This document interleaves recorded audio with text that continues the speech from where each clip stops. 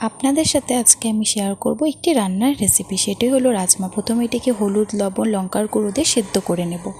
তারপর কড়াইতে তেল দিয়ে তাতে জিরে, তেজপাতা ফোড়নে দিয়ে দেব। তারপর আলু ছেড়ে দেব। আলুটিকে লবণ ও হলুদ দিয়ে ভালো করে ভাজা করে নেব।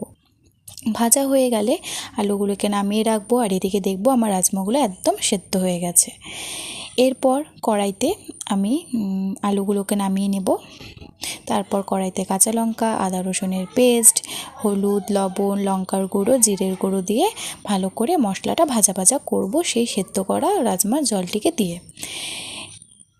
ভালো করে ভাজা হয়ে গেলে তাতে রাজমাগুলোকে দিয়েও ভালো করে ভেজে নেব। তারপর এতে আলু দিয়ে ভালো করে ভেজে নেব। তারপর এতে দিয়ে দিব,